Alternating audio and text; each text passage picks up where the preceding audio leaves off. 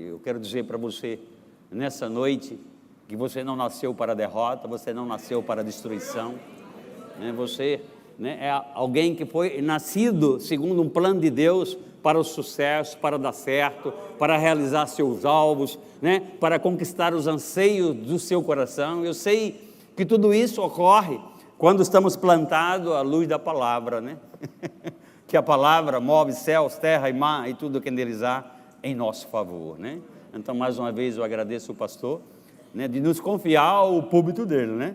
Por isso que a gente está aqui com, né, tremor e temor, para falar aquilo, partilhar de algo que Deus operou em nós por uma trajetória de vida, mas também na certeza de que aquilo que, né, está fluindo de nossa boca vem sendo canalizada, né, pelo Espírito, pela inspiração, para te orientar a fazer cumprir o plano de Deus para a tua vida. Amém? Feche os teus olhos, Pai querido. Nós estamos tão gratos, Senhor, pela tua bondade, pela tua graça maravilhosa sobre a nossa vida. Eu não sei mesmo, Pai, o que seria de nós se não fosse exatamente você na nossa vida. Eu posso observar e posso perceber que possivelmente eu estaria lá naquele lugar terrível, naquele lugar, né, de falta, de escassez, mas eu te sou grato de coração, porque um dia atentei para a tua palavra e você pôde mover a minha casa e a minha família a ser instrumentos, Pai, que te honram, que glorificam o teu nome. Oh, Pai, como é bom poder abrir a boca e dizer: eu e minha casa serviremos ao Senhor para sempre, Pai. Obrigado, Pai, pela graça, né, e dessa atmosfera do Espírito, porque eu sei, Pai, que é no meio da coletividade que se soma, Pai, oh, Pai, essa força explosiva de um ambiente divino, sobrenatural, onde as manifestações do Espírito, elas ficam tão fluentes, tão fáceis. E eu sei, Pai, que a posição do coração dele, a expectativa do coração dele, você certamente nessa noite, né, você fará o que for possível ser feito, para que eles saiam daqui realizados, para que eles tenham, Pai, uma semana seguinte cheia da tua graça, oh, Pai, abundante, Pai, da tua sabedoria. Eu te louvo por isso, te sou grato por tudo, no nome de Jesus. Digam amém, glória a Deus, aleluia, oh, aleluia, aleluia. Sempre a gente pensa, né, que quando a gente está pregando 2, 3 cultos, vai pregar a mesma coisa. Normalmente eu não sei o que acontece, as coisas não acontecem assim, né? Eu estava, né, ali no momento do louvor e adoração e, né, já me saltou algo no coração e Deus está dizendo: olha, eu sei e entendo pelo Espírito, é porque Deus sabe a necessidade de quem chega, né, e de quem vem, né? Aquilo que aconteceu aqui, né, na frente, quando o pastor pelo Espírito chamou você aqui, né, não, certamente, como ele disse, não estava na ordem do culto, mas Deus é o Senhor sobre o culto, sobre o momento. E ele sabia que tinha pessoas que precisavam ser tocadas, receber uma palavra de conforto, receber um toque de uma unção, de uma graça, né, para simplesmente dizer: ei, você não está só, Deus é com você, você está diante de uma dificuldade, mas meus olhos se voltam para você, né? E aí é essa presença real de Deus que favorece a nossa vida nesses momentos mais de conflito da nossa, né, da nossa caminhada, da nossa, né, do nosso tempo de dedicação, né, nesse presente século, né? E me veio algo aqui, que abra comigo a palavra de Deus, no livro de 1 de Coríntios, no capítulo 12, a partir do versículo 12, fala sobre a unidade orgânica da igreja, a igreja, né, como um instrumento poderoso, né, para essa dispensação, para esse século, né? E Paulo está ali fazendo uma analogia, né? Paulo era muito bom nisso, nas suas epístolas, ele faz uma analogia, né, sobre a unidade da igreja, né, com, né, a condição do corpo humano, né? E aí ele começa a citar cada parte fazendo, ou cada membro do corpo fazendo, né, a sua parte, né?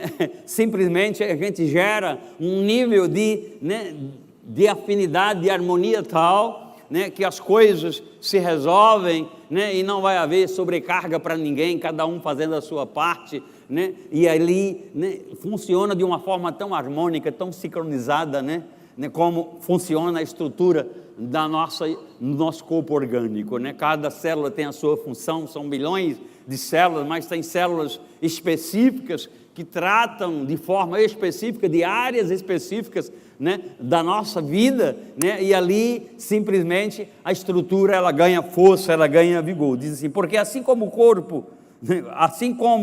corpo, versículo 12, assim como o corpo é um e tem muitos membros, e todos os membros são muitos, constituem um só corpo. Assim também, com respeito a Cristo, ele fazendo essa analogia, pois em um só Espírito, todos nós somos batizados em um corpo, quer judeus, quer gregos, quer escravo, quer livre, e a todos nos foi dado o beber de um só Espírito. Olhe para seu irmão da direita e diga, pode beber mais. Amém? Oh, aleluia! Versículo 14, porque também o corpo não é um só membro, né? O corpo não é egocêntrico, não deve ser, né? O corpo não é um só membro, mas muitos membros. Se disser o pé, porque não sou mão, não sou do corpo, nem por isso deixa de ser do corpo. Se o ouvido disser, porque não sou olho, não sou do corpo, nem por isso deixa de o ser. Se todo o corpo fosse olho, onde estaria o ouvido? Se todo fosse ouvido, onde estaria o olfato? Até eu estou me lembrando uma mensagem do pastor Delrin, Gary Hoffman, onde ele fazia uma referência ao seguinte: você pensou que a estrutura que nos mantém em pé, e eu posso falar para você de forma a estar, né, ereto, em pé, quem me mantém chama-se estrutura óssea. Mas ele disse que os ossos, ele está falando sobre isso, ele disse que os ossos num corpo humano, ele também tem um limite de crescimento, porque se ele crescer demais, ele vai romper toda a estrutura muscular. Daqui a pouco você vai vazar para um lado e para outro. E aí ele diz, mas também não pode diminuir, tudo tem que ser no equilíbrio. Porque se também os seus ossos ao longo da sua trajetória for diminuindo, você vai ser uma bola de carne rolando no chão, não é? Então tudo no reino de Deus, ele deve ser o quê? Né? De uma forma entendido como uma instrução dentro do contexto de um equilíbrio. Deus tem abundantemente mais para ver. Por isso que eu disse para você, quando eu comecei aqui, que você não nasceu para a derrota, você nasceu para um propósito em Deus. E você pode sair nessa noite aqui entendendo que quando você se coloca e você descobre esse lugar tão íntimo, essa graça tão protetora de Deus, coisas vão começar a fluir de você e você vai se entender realizado, proativo ou produtivo. Nada vai te parar, situações não vão ser tão grandes para criar um obstáculo que você não possa simplesmente superar, porque Deus é conosco e Ele sendo conosco, nós vamos caminhar em toda a direção. Então Paulo está fazendo aqui uma analogia também daquilo que acontece nessa coletividade que nós chamamos de igreja, o corpo de Cristo. Sabe que cada um de nós tem um fator de cooperação para com o outro. A gente precisa entender que aquela pessoa que se sentou por anos ao nosso lado e muitas vezes nós só a percebemos, mas não demos um nível de atenção, ela é nossa irmã. Muitas vezes ela pode estar ali precisando de o seu socorro, e você tem que estar sensível para isso. Quando a gente entra na igreja, a gente entra para uma dimensão de sensibilidade maior. Deve ser assim, estar pronto para ser um canal de Deus, a ir de encontro às carências, às necessidades de uma outra pessoa. Eu já tive experiência na minha vida, mesmo quando eu não almejava nem estar no púlpito, eu nem era pastor, eu era um diácono na porta, e aí eu sempre tive, foi uma palavra que eu disse no culto anterior, e eu não comecei com ela, dessa vez mais, né? E aí eu dei a alegria do Senhor, é a sua força, e isso estava sempre acompanhando a minha vida, e eu dei um abraço naquela pessoa, e eu disse para ela, a alegria do Senhor é a sua força, Deus preparou um lugar para você, e eu dirigi aquela pessoa para um lugar, e quando ela sentou, ela estava livre. ela estava agora mudada, o seu semblante, e ela disse: olha, eu nem precisei ouvir a mensagem, aquela palavra que o Senhor disse, aquele abraço e aquele aperto de mão, era o que eu almejava por anos e anos e anos e anos na minha vida. Então a gente deve desenvolver essa sensibilidade. Eu estou me lembrando agora que eu estava num encontro de jovens com Cristo, e eu estava falando sobre fé, né, os princípios de fé, né, e eu olhei para um jovem, ele estava me resistindo, e depois o jovem procurou e disse: eu quero falar com aquele pastor, porque aquilo que ele não me convenceu, né, de forma nenhuma. E a gente foi para uma sala, e Deus disse: dê um beijo nele, e eu dei um beijo aqui na face dele. E aí aquilo que ele tinha citado para outro, ele não citou mais para mim, para o chefe da equipe. E essa pessoa hoje, ela disse que, quando eu não ligo para ela no aniversário, ela disse: eu sou seu filho, você não liga para mim? Eu sou irmão de Tiago, eu sou irmão de Diogo, eu sou irmão de Rafaela, porque naquele dia, com meu pai, nunca fez durante toda a vida, desde que ele me gerou, desde que eu saí do ventre da minha mãe, eu sempre desejei um beijo, eu nunca tive, o Senhor me beijou naquele dia. Você percebe isso? Às vezes a gente tem que estar sensível para coisas que aparentemente fogem à regra ou à liturgia, mas às vezes é necessário fazer. E quando você faz, é certo que deve ser dentro de uma ordem, né? Dentro de uma, né? de uma condição que você também não traga nenhum tipo de conturbação ao ambiente onde você está. Então Paulo está explicando sobre isso aqui. Ele disse: se todo o corpo fosse olho, se todo o corpo fosse ouvido. Mas aí o versículo 18 diz: mas Deus dispôs os membros, colocando cada um deles no corpo conforme Ele aprova. Então entenda, que um dia, quando você se descobrir, você vai descobrir no lugar que aprove a Deus, o lugar onde Ele quer que você opere. E você precisa ser uma pessoa contenciosa, você precisa ser uma pessoa discernitiva, porque se é aquele lugar que Deus quer, é o lugar onde o seu nível de produtividade vai ter uma resposta positiva. Eu posso ouvir um amém? Amém? Versículo 9: se todos, porém, fossem um só membro, onde estaria o corpo? O certo é que há muitos membros, mas um só corpo. Não pode os olhos dizer à mão: não precisamos de ti. É aquela coisa que, no contexto da nossa convivência coletiva na igreja, nós temos que estar prontos a servir uns aos outros. Amém?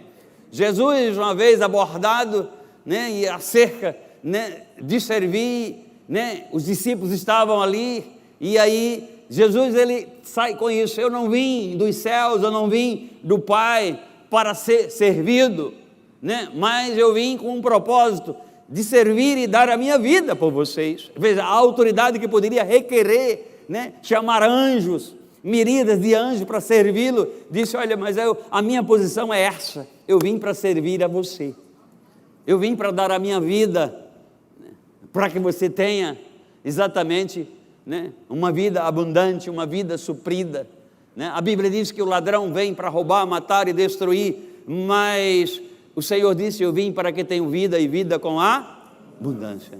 Então aprove a Deus você estar nesta igreja local, né? E aí, o nível de resposta que você está dando à igreja local, será que está gerando contentamento em você? E se você caminhar mais um pouco, será que o nível de resposta que você está dando à igreja local está trazendo um nível de contentamento aquele que é o Senhor da igreja? O Senhor que te alcançou? Eu queria te motivar a você andar mais uma milha, a você se dar mais, né?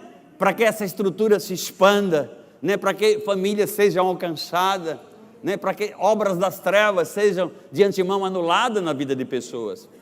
Amém? Glória a Deus. Então, o modo pelo qual Deus formou o corpo humano nos traz uma lição, irmãos. A forma ou modelo que Paulo expressa aqui nos ajuda a entender de uma forma mais ampla como deve ser o nosso relacionamento na igreja local, valorizando cada oportunidade, valorizando cada princípio, valorizando cada momento da sua vida. Não desperdice tempo.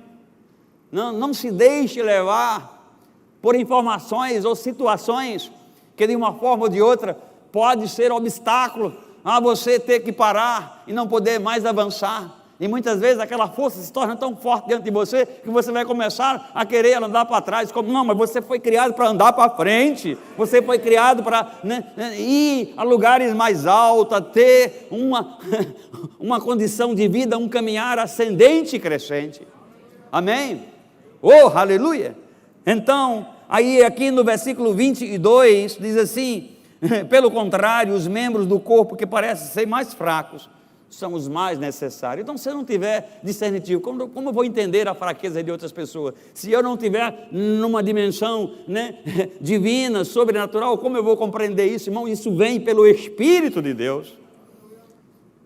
Às vezes a gente olha para uma pessoa, ela está lá, tão alegre e tão feliz, mas no íntimo ela está entristecida e angustiada, porque ela aprendeu como construir uma aparência que não é a aparência real dela, e aí precisa de um dispositivo sobrenatural para que coisas maiores possam acontecer. Oh, aleluia, glória a Deus, amém? Então nós somos na realidade uma grande comunidade, nós vivemos dentro de uma grande família. A igreja de fato é uma grande família, e a igreja precisa exatamente estar sensível a entender tanto os pontos positivos, as virtudes uns dos outros, como as fragilidades. E naquilo que eu sou bom, eu posso ajudar alguém. Naquilo que eu sou fraco, eu estou aberto, o meu coração, por não ser perfeito, aberto a ser auxiliado, a ser ajudado. Isso, irmãos, é manifestar a Deus e às pessoas um serviço de qualidade, um serviço de excelência. Você compreende isso? Então eu vim exatamente nesse propósito. Eu estou nessa noite aqui para te despertar, de uma forma ou de outra, você ser mais efetivo naquilo que Deus tem para a sua vida. Amém? Como você quer entrar tão forte no ministério, se você não está sabendo nem ainda administrar ou organizar as suas estruturas pessoais? É uma temeridade alguém te impulsionar a um contexto de um mergulho maior na dimensão do ministério, e você começar a conviver com pessoas, orientá-la, se a estrutura a qual, ou o primeiro sistema de governo que Deus colocou na tua mão, ainda carece de um ordenamento, de uma organização pessoal, que é a família na qual você está inserido. Você compreende isso? Amém. E eu sei que quando entendemos essas coisas, Deus vai fazer vir sobre nós, a palavra vai nos expor de uma forma tal, diante de Deus, que situações, ou capas de revestimento, ou unções de transformação vêm sobre a nossa vida, para que venhamos a ser mais efetivos naquilo que Deus tem para a nossa vida. Amém? Oh, aleluia! Glória a Deus! Oh, aleluia! E aí, eu vou ler o versículo 27, vocês são um só corpo. Eu estou lendo agora na mensagem. Vocês são o corpo de Cristo, o corpo de Cristo. Diga, corpo de Cristo. Oh, aleluia! Vós, ou nós, somos o corpo de Cristo. Oh, aleluia! Irmão, o corpo de Cristo é a igreja. A igreja vem da palavra, nos originais do grego, de eclésia. A igreja não é essa estrutura na qual estamos. Essa estrutura é o benefício que a reunião dos crentes promove, ou a igreja promove, para termos o conforto de ouvir a palavra num ambiente aconchegante, num ambiente onde eu posso compartilhar e vivenciar com meu irmão planos, sonhos e propósitos de Deus para a minha vida e para a sua vida. Amém? Glória a Deus. Oh, aleluia! Por isso que a gente deve estar sensível para esse tempo. Eu estava, disse nesse primeiro culto, vou dizer nesse, eu estou convicto do meu coração de que nunca na história da igreja a gente está numa atmosfera de tanta favorabilidade a coisas grandes, sinais poderosos acontecerem na nossa vida, na nossa casa, na nossa igreja, nos nossos negócios, oh aleluia, na nossa empresa. Nós estamos num momento altamente favorável em todas as coisas. Oh aleluia! Você está pronto para o melhor de Deus na sua vida?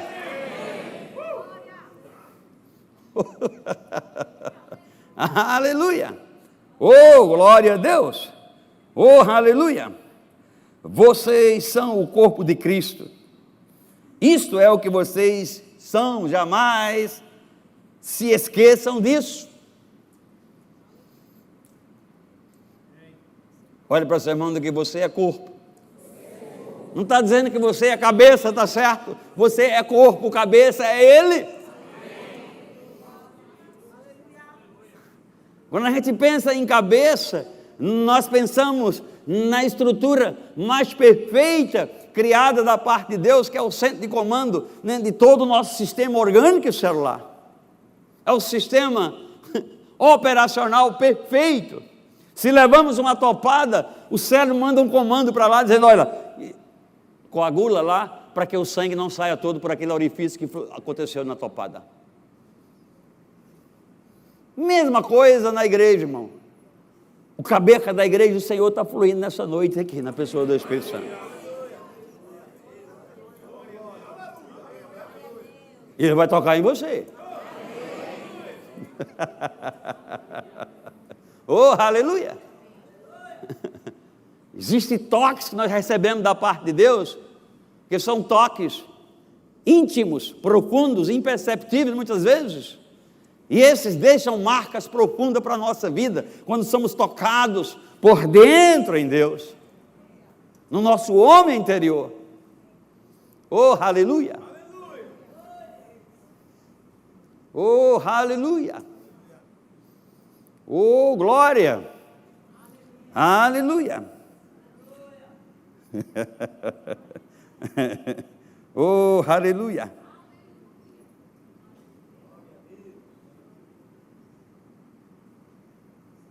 Diga, o Senhor é bom. Oh, aleluia. Deixa eu abrir aqui. Oh, aleluia.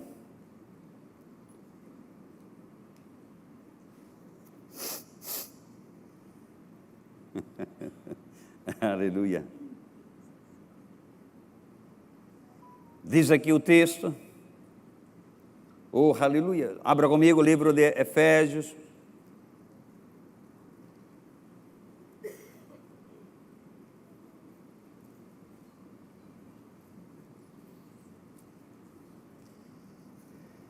Efésios capítulo 1.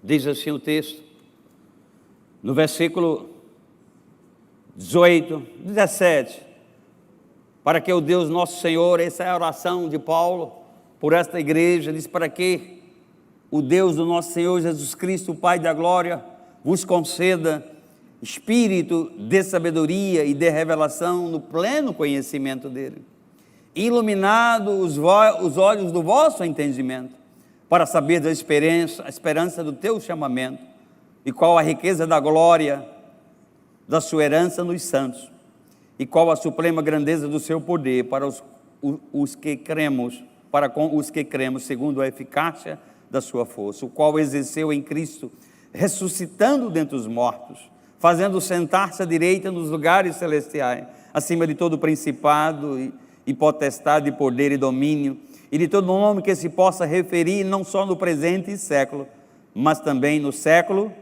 vindouro. Isso é eu, isso é você, isso somos nós. O apóstolo Paulo estava dizendo, olha, como entendemos a unidade orgânica da igreja, como entendemos os princípios de vivência e convivência, né? Dos céus vai vir espírito de revelação, sabedoria, do Senhor, a palavra vai nos aguçar, de uma forma que possamos estar discernitivo, perceptivo, quanto, né, a esse propósito de resposta para Deus, né? E aí diz assim, no versículo versículo 22, diz que Ele, o cabeça, o Senhor, somos o corpo, Ele é o cabeça, está falando de Jesus, o supremo pastor, o pastor, né, principal das nossas igrejas, né, aquele que apacenta o corpo de Cristo, como está escrito, João, o bom pastor que dos céus foi enviado. E diz assim, no versículo 22, e pôs todas as coisas debaixo dos pés, para ser o cabeça sobre todas as coisas, o deu à igreja. Falando de uma delegação de autoridade, de um princípio, né, de autoridade que Deus delega a cada um de nós.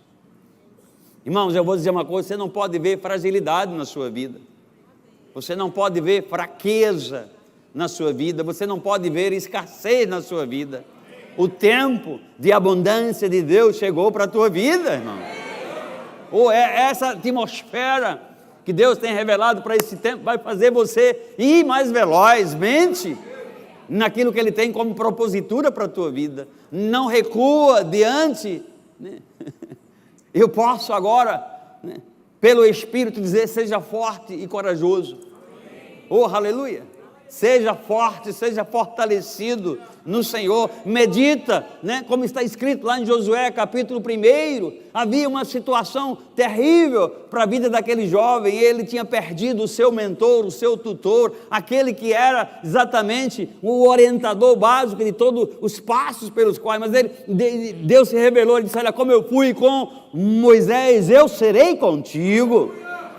Deus está dizendo para você, olhe para o seu pastor, veja a história de sucesso que ele tem, assim como eu fui com ele, eu serei com você, porque eu não posso fazer acepção de pessoas. Oh, aleluia!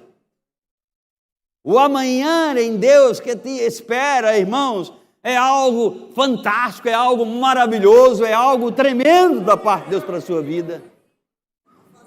Eu quero te motivar a isso, a não se deixar, né, ser tomado por pressões do dia a dia, por situações que te deixam, né, deprimido, que te deixam, né, com a cabeça e os pensamentos, né, sem perspectiva, né, nebuloso, né, dúbio. Deus está dizendo, eu estou limpando. A mão de Deus é exatamente o limpador do para-brisa da sua vida.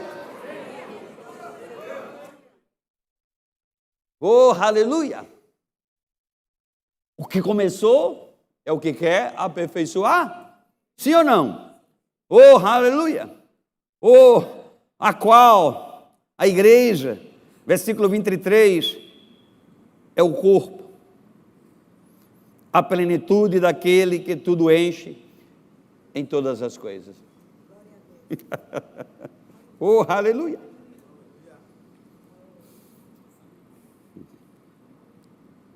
A palavra é esse instrumento que vai bombear os planos e o propósito para a tua vida. Então, tu vai encher as tuas câmeras. Oh, aleluia! E vai flutuar. Vai flutuar. Oh, aleluia! Glória a Deus. Diga, o Senhor é bom. Oh, aleluia! Oh, aleluia! Oh, aleluia! Abra comigo a palavra de Deus. É no livro de 1 de Pedro, no capítulo 4, a partir do versículo 7. A palavra aqui está nos exortando a alguns deveres que nós temos para com a igreja local, como crentes que somos. Quem é crente aqui, dê glória a Deus. Glória a Deus. E também, não só para com a igreja, mas de uns para com os outros. Deus está sinalizando que existe um serviço, que existe algo da parte dele que precisa ser executado, que precisa ser inicializado da parte de cada um de nós. Disse, ora, versículo 7, é o versículo 7 do capítulo 4, disse, ora, o fim de todas as coisas está próximo. O fim de todas as coisas está próximo. Amém. Porque tantas picuinhas têm parado você de progredir, de avançar. Por que você está estático e parado, se você entende que tem um momento revelacional que Deus está dizendo, olha, tudo está se afunilando para aquele tempo do fim, onde você estará comigo para sempre. Oh, aleluia! Sede, portanto, criteriosos e sóbrios. Uma pessoa criteriosa é a pessoa que tem uma mente sã, uma mente renovada, uma mente que não se deixa ser influenciada por informações que ferem o coração de Deus, que ferem a palavra. Oh, aleluia! Ter a mente saudável, irmão. Oh, aleluia! Alguém que tem a mente saudável ou é criterioso vai sempre prezar pelo ambiente de unidade, pelo ambiente, né, de harmonia, de comunhão, porque sabe que o poder de Deus se manifesta com muito mais exatidão, com muito mais expressividade, quando construímos isso. Oh, quão bom e quão maravilhoso é que os irmãos vivam em união. E aí faz um comparativo. Essa condição é como exatamente, né, o óleo que vem sobre a cabeça do sacerdote, que foi o início da minha mensagem lá no primeiro culto, e vai tomando, possuindo todo o corpo. Você vai ficar encharcado, molhado, cheio desta unção, cheio desta graça poderosa. Oh, aleluia! Quando esse entendimento chega, irmão, não há quem possa nos parar. Não vai ser falta, não vai ser escassez, não vai ser chuva, não vai ser vento, não vai ser tempestade, não vai ser, oh, aleluia, tempos bravios, porque você vai vencer todos eles, porque você não está só. Oh, aleluia! Glória a Deus! Sede criteriosos e sóbrios às bens das vossas orações. Acima de tudo, porém, tende amor intenso uns para com os outros. Amor intenso. Lembra que eu falei da palavra intenso no primeiro culto? Ser intenso naquilo que você faz e que você realiza é exatamente buscar a força que está dentro do seu homem interior e externar isso de uma forma tão brusca, tão tremenda, a criar atmosferas de sinais, de poder, maravilhas, milagres acontecendo. Oh, aleluia!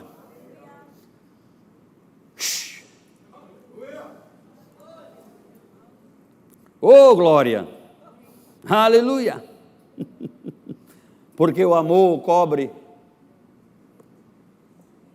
uma multidão de pecados, fragilidades, fracassos. O fracasso não nasceu para a tua vida. Pode ser que situações não tenham dado certo por esse veio pelo qual você caminhou, mas Deus está criando uma outra picada, um outro caminho, e está dizendo: ei, filho, olha para mim, caminha segundo esse princípio, ou a chuva vai te alcançar, o poder que de mim emana vai transformar a tua vida. Firmar os seus pés na palavra de Deus. A Bíblia diz que uma casa dividida não se estabelece. Mateus 7, quando Deus está falando sobre isso, está falando, né, do tipo de iniciativa que nós estamos tomando ou decidindo para construir os nossos alvos, os nossos propósitos em Deus. Você compreende isso? E a Bíblia diz que tem dois tipos. Tem aquele que construiu a casa sobre a areia e aquele que construiu a sua casa sobre a rocha. Está falando de construção embasado na palavra, alicerçado sobre os princípios da palavra. E disse que um dia vai vir o que os vendavais para ambas, as tempestades, as chuvas virão. Mas aquele que está bem estabelecido, aquele que está firmado à luz da palavra, aquele que está firmado à luz, os pés estão plantados sobre a rocha, esses não sofrerão dano algum. Cadê eles? Estão aqui? Oh, aleluia! Você estar aqui? Oh, aleluia! Oh, glória a Deus! No versículo 10, diz assim: servi uns aos outros conforme o dom que recebeu. Essa palavra dom Nos originais ela vem da palavra carisma, que dá para nós a palavra ser carismático, ser alguém acessível, ser alguém que tem empatia um com o outro. Nós precisamos construir esse nível de relacionamento dentro de nós. Diz que Deus deu dons a cada um de nós como bons dispenseiros da multiforme graça de Deus. Se alguém fale de acordo com os oráculos de Deus, está chamando a atenção para que estejamos alicerçados sobre todas as ações da nossa vida, sobre os oráculos, sobre a palavra de Deus. Se alguém serve, irmão, existe pelo menos na Bíblia 4 palavras no grego que diz respeito à qualidade do serviço que prestamos para Deus. A primeira palavra é doulos, né? Na maioria das vezes na Bíblia você vai ver a palavra servo sendo traduzida nos originais por doulos, que é traduzida como escravo, como alguém que está conectado, como alguém que reconhece um senhorio de alguém sobre a sua vida. E eu sei que quando 2 Coríntios 5,17 aconteceu na nossa vida, e aquele versículo diz: quem está em Cristo, nova criatura é, as coisas velhas já passaram, eis que tudo se fez novo. Irmão, você é novinho em folha, o seu passado não importa, você se tornou um dolo de Deus, um servo fiel, oh aleluia, alguém que agora pode prestar, né, referência a um senhorio. A outra palavra é a palavra diácono, que dá para nós no português a palavra diaconato. Mas essa palavra quer dizer alguém que está habilitado a prestar um serviço, né, dentro do contexto da igreja, né, dentre áreas diversas, conforme a multiforme graça de Deus opera sobre a sua vida. Talentos e capacitações precisam aflorar. Ei, não esconda o seu talento. Multiplique ele. Oh, aleluia. A outra palavra é a palavra liturgo, que está dentro de um contexto mais, de um contexto de pessoas, de um nível de instrução ou de uma especificidade maior. É o que seria a relação entre um pastor titular e um pastor auxiliar. Ele não deixa de ser um servo daquele pastor principal. Ele não tem que olhar para a titularidade que ele tem que ele é um liturgo, ele é alguém que serve, ele é alguém que é a relação entre Eliseu e Elias. Carregar as malas, conduzir o processo. E a outra palavra que aparece, eu estou falando tudo do Novo Testamento, é a palavra uperetes. Você sabe o que é um uperetes? A forma de entender um uperete é para olhar para as naves do passado que não tinha motor a combustão, era vela, vento ou era, né, manual, né? Milhares e milhares, dependendo do tamanho, de remos de um lado e do outro, de um lado e do outro. Você vai começar a remar em Deus e vai vencer os mares dessa vida, vai remando como um operete, servindo. Vai ter alguém ali, pum, pum. Sabe onde aparece essa palavra? No livro, quer ver? Abra comigo na palavra de Deus, o livro de Lucas, no capítulo 4. Livro de Lucas, capítulo 4. É 4. Capítulo 4 do livro de Lucas. Oh, aleluia.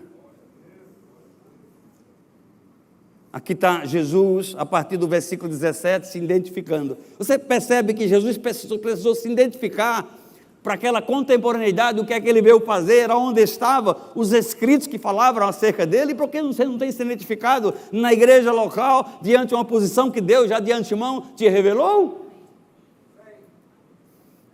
O texto diz assim, ele diz assim, no versículo: o Espírito do Senhor está sobre mim, pelo que me ungiu para evangelizar os pobres, enviou-me a proclamar os cativos e restauração de vista aos cegos, e a pôr em liberdades os oprimidos, e a pregoar o ano aceitável do Senhor. Diga: Jesus se revelando. A minha obra é esta. A minha obra que eu tenho que fazer é esta. Esses atributos que Deus colocou na minha vida para eu executar. E aí veja o que diz o versículo 20, diz que ele fechou, tendo fechado o livro, devolveu ao assistente e sentou-se, e todos na sinagoga tinham os olhos fitos nele.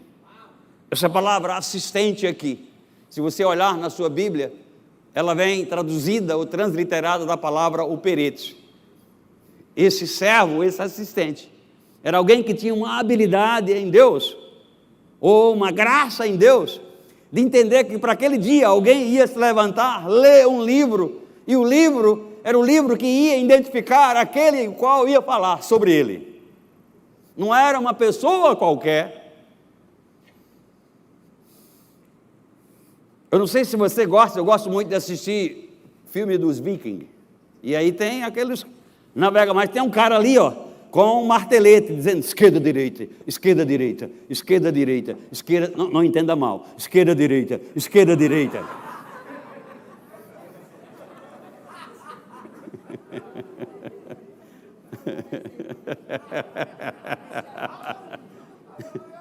Aquilo era um sinal para a batida. O remo que está de um lado, agora é a vez. O remo que está do outro é a vez. É assim, irmão, que a gente vai levar a igreja do Senhor ao complemento pleno de tudo aquilo que Deus tem para realizar. Oh, aleluia! Existe um dom concedido, existe um carisma, ou uma ação de Deus sobre a sua vida, para que você evidencie algo para Ele. Essa multiforme graça de Deus, para você servir. E muitas vezes, eu já tive tempo na minha vida, eu passei 10 anos treinando uma pessoa que ela disse para mim que era pastor, e depois de 10 anos ela descobriu que não era pastor.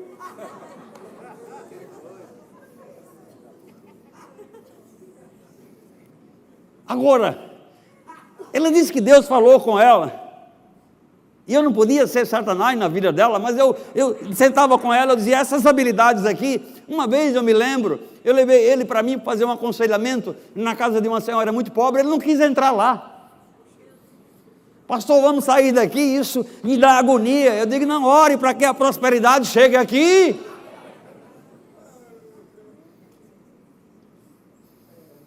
Então essa coisa de você se identificar para dar o melhor para Deus, para a sua igreja local, para a sua liderança local, isso vai te levar a um nível de resposta em Deus tão poderoso. Passa aquele primeiro slide, não vou dizer transparência, porque eu pensei que estava na universidade em 1900 e pouco. Aquela primeira lá, tem aqui, olha, eu disse e vou dizer para você, a força de expansão de uma igreja, ela não está sendo evidenciada sempre no púlpito. No púlpito é exatamente o que? A orientação para que o nível de sua reprodutividade aumente. No púlpito está o que? A palavra que vai te motivar, a palavra que vai te entusiasmar a se tornar uma testemunha, a se expandir. Oh, aleluia! Oh, aleluia! Então esse é um iceberg, tem uma parte visível e uma parte invisível que está submerso sobre a água. Em outras palavras, o que está submerso dentro de você é o poder que Deus quer fazer aflorar. Vamos catucar isso nessa noite? Oh, aleluia! Vamos fazer aflorar esse potencial poderoso que está dentro de você. Oh, aleluia! Na estrutura de um iceberg, 70% de todo o corpo do iceberg não aparece. E aí eu posso trazer isso, a força de expansão de uma igreja em termos de 70%, está exatamente o quê? Em atividade, em ações que cada um de nós vai promover para a liderança e para o pastoreio. Aqueles 30% ali que vem, a palavra orientativa, a graça, eu não estou falando em termos de poder, vai te levar exatamente a você se tornar uma pessoa mais proativa para o reino. Oh, aleluia! Cadê? E aí, duas coisas que você precisa, como um bom servo, como um bom líder, ter: caráter e carisma. Dessa palavra caráter pode surgir a outra palavra integridade, porque se não formos íntegros no Senhor, não chegamos a lugar nenhum. Amém? Então, para que você possa empreender bem na igreja local e ter a capacidade e vontade de mobilizar pessoas, homens, para estar com você e mulheres, para um objetivo comum é ter um caráter que inspira confiança. Nós chamamos isso de integridade, ser íntegro em tudo que você realiza. Amém? Oh, aleluia! Oh, aleluia! Então, alguns fundamentos são aqui, caráter é mais do que você falar tão somente. Às vezes nós sabemos muito o que dizer, mas não damos um exemplo com o fazer e com o realizar. Não serem tão somente ouvintes da palavra, mas porém operosos praticantes. Tenho muito, conheço muito, mas se aquilo não está favorecendo a minha vida, ou se aquilo não está servindo a mudança de vida de outrem, a prática daquilo ali não está em evidência. Amém? Talento é um dom e vem de Deus. Caráter é uma escolha que você faz. Ser alguém íntegro de caráter é você que escolhe. Eu sei que a palavra, ou o dom de Deus, a palavra que está em ti, pode te ajudar a isso, mas você tem livre-arbítrio, sim ou não? Alguém de caráter é alguém que tem sucesso duradouro, permanente e constante com as pessoas. Sempre as pessoas vão olhar para elas e dizer, eu posso seguir aquele irmão ou aquela irmãzinha, mesmo que ela sapateie muito assim, mas ela é do fogo.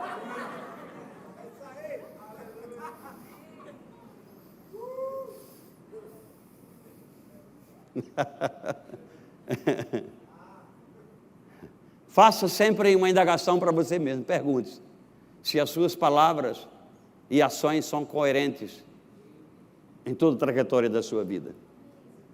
Ou se você é alguém que diz algo hoje e amanhã você diz uma outra coisa. Manifesta uma promessa hoje e amanhã diz, me esqueci, não sei nem que eu falei isso. Outro lado, carisma. Está mais condicionado a você estar intenso e preocupar-se mais com o fazer, as outras pessoas se sentirem bem, do que você próprio. Isso é uma pessoa carismática, ela sempre olha o potencial de outra pessoa e ela valoriza, né? Você já pensou? Sabe por que o Evangelho ele não ganhou força e expansão? Porque quando nós vamos abordar uma pessoa, nós temos condenado mais ela do que mostrado as virtudes que ela tem para Deus. Eu aprendi algo muito cedo, quando eu comecei a ensinar na universidade. Eu coloquei na minha cabeça, se eu não tenho algo para contribuir para o propósito de um avanço, de um plano, de um projeto, é melhor ficar calado, só escutando, porque eu vou aprender. Cedo, eu eduquei meu ouvido exatamente a isso, olha. Se eu não tenho palavras que motivem aquela pessoa a ir além daquilo que ela pode estar pensando, e ir muito além daquilo que ela tem como plano, né, caminhar mais para frente, é preferível que eu não diga nada, porque ela vai conquistar o que ela estava dizendo. Palavras têm poder. Vamos para cá, vou concluir agora. O carisma ele está fundamentado em cima de um amor à vida de outra pessoa. Aquele texto tão conhecido, né? João 3,16. E ele amou o mundo, né? Ele amou a Edgley, ele amou ao pastor Humberto, ele amou a Murilo, ele amou a todos nós, mesmo quando nós não merecíamos ser amados. O amor, ele vai ser instrumento de mudanças poderosas na nossa vida. Eu não sei se você tem essa condição. Eu fui professor de universidade e eu dava sempre 10 para todo mundo. Quando não era na sala de aula, ou pela resposta da prova dele, eu dizia, senta comigo, eu vou te mostrar aqui, tu vai tirar 10 agora. Passei 30 anos lá, não tenho um inimigo, pelo menos que se revelou, porque às vezes a gente tem inimigos ocultos, né?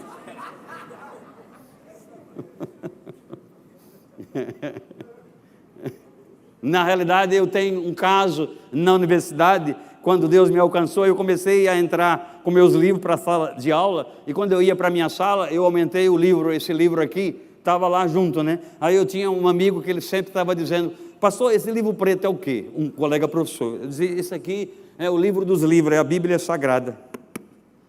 Agora ela vai fazer parte da minha vida. E aí ele disse para mim: olha, tenha cuidado. Eu digo: eu sei. Eu tenho cuidado de abandonar esses outros e ficar mais com isso. E aí ele brincava, ele é muito brincalhão comigo, e um dia ele entrou e ele estava lá, eu estava lá estudando para dar uma aula, e ele disse assim: olha, eu comprei um livro preto desse, mas eu comprei para dizer, né, que esse Deus que você diz nesse livro, e que você muitas vezes fala para nós aqui, é o homem mais preguiçoso que a natureza já pôde prometer, porque ele trabalhou 7 dias, 6 dias, e descansou no sábado e para sempre.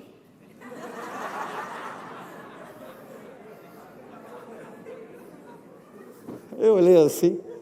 Aí ele foi buscar outro texto, né? Eu disse: não brinca com isso. Foi o que eu disse para ele.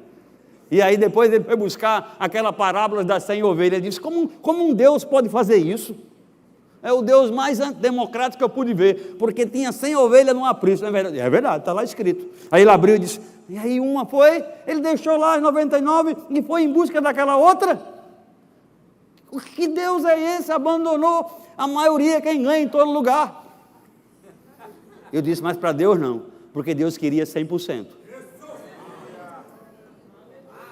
Aí ele, de tanto brincar comigo assim, ele terminava ouvindo a palavra, né? E aí um dia ele, é muito novo, 46 anos, ele teve uma parada, né? Um AVC, e ficou na casa. A esposa dele era médica, e aí ele lá, sofrendo, agoniado, sem aparecer, e ele disse para a esposa: manda me chamar a Maurira aqui. Você está compreendendo? Manda chamar aquele homem do livro preto agora. E aí eu fui, e chegou lá e ele disse: a minha esposa é médica, ela já está tão sofrida, não tem resposta na medicina, eu vou ficar assim a vida inteira? E eu disse: se crê, é possível mudar. Você crê? Aí a cabeça dizia: fala aquelas coisas que ele disse para você, de que o seu Deus era um Deus que tornou feiras eternas. Eu disse: olha, Deus está presente aqui, Ele está trabalhando 24 horas, Ele não dormita. A mente dizia uma coisa, mas aí o coração ia para outro lugar. Ele disse: ele está aqui. Eu digo: está, e ele pode te curar.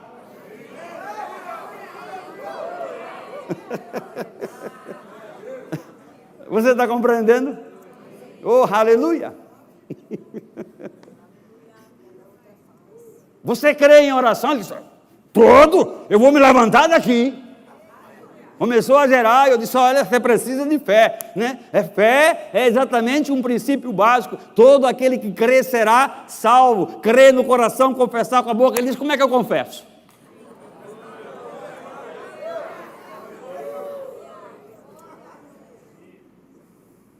Era um cientista, chegou àquela condição para poder entender que existia um Deus real que podia mudar o curso, porque ele tinha a resposta médica em casa. A esposa dele dizia para mim: pastor, eu não aguento mais, porque eu tenho que fazer tudo, eu estou cansada. Oramos sobre ele, aí Deus disse: unta ele com óleo. Veio dentro de mim e disse: a senhora tem óleo aí? Ela disse: tenho. Aí foi lá e disse: olha, eu tinha um aqui da Johnson, mas secou. Eu disse: tem o quê? Ele disse: tem aqui um óleo dondom de caroço de algodão, me dá isso aí mesmo. Esse fede, chega fede.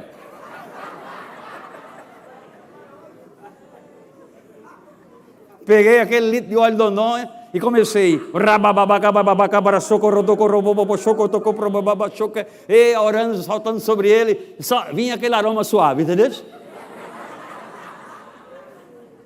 Quando eu abri, não sei quanto tempo foi, quando eu abri os olhos, ele não podia se levantar. Ele era deitado o tempo todo, ele estava sentado na beira da cama. Como está funcionando? 3 meses depois, ele voltou para a sala de aula.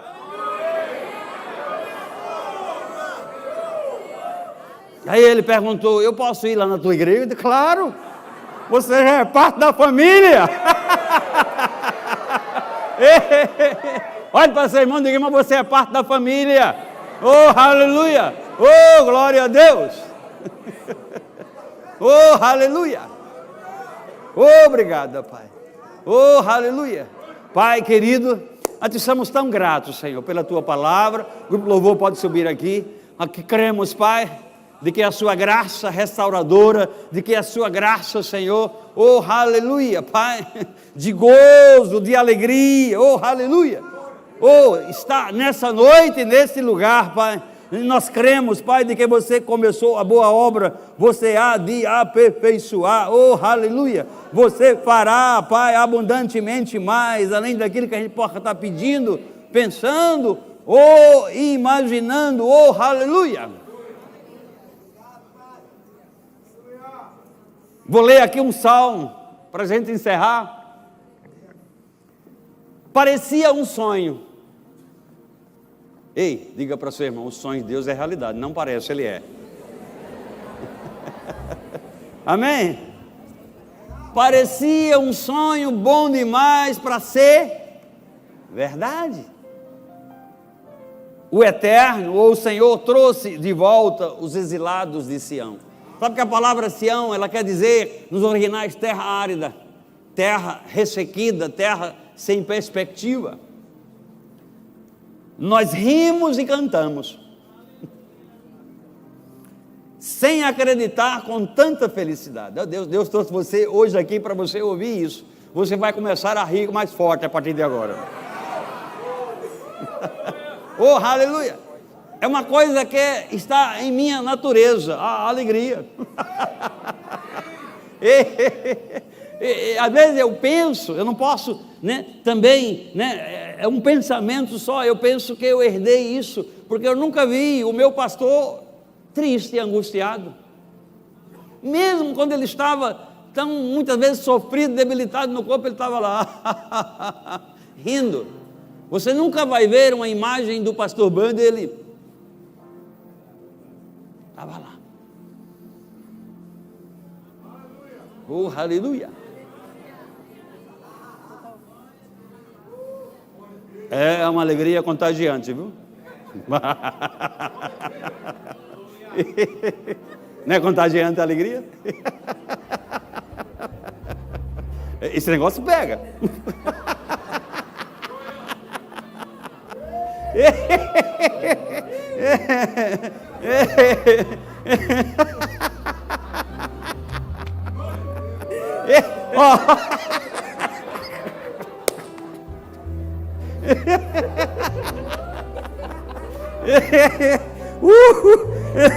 Ei, nós rimos e cantamos. Aí o texto diz assim: nós rimos e cantamos sem acreditar, de tanta felicidade.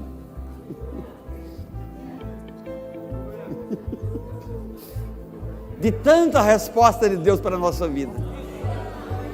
Você está diante de alguém que é mais de 3 décadas, vai para 33, 34 anos. Houveram pressões? Houveram. Você me perguntar, você tentou desistir algumas vezes? Eu tentei, mas ele não deixou. Havia uma voz que dizia: fica, eu sou contigo, varão Galileu, não recua. É por isso que eu estou alegre, cheio de felicidade, porque Deus não me abandonou, Deus nunca me deixou. Oh, aleluia! O Senhor não é maravilhoso? Diz assim: o Eterno foi maravilhoso com eles. Dizia: o Eterno foi maravilhoso conosco. Somos um povo feliz. Eu estou diante de um povo feliz? Um dia eu estava numa igreja e encontrei uma versão que diz assim: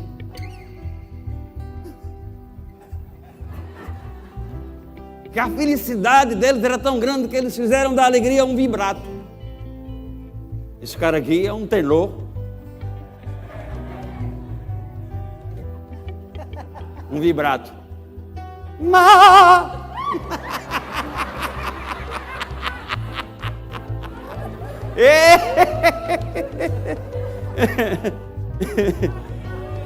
A forma de você fazer um vibrato de alegria é pegar aqui e dar 2 milhos de caminho.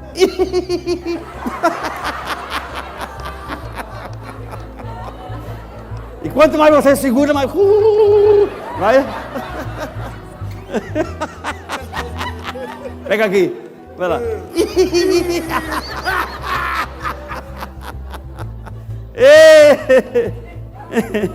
Oh, aleluia. Ele tem sido maravilhoso com você.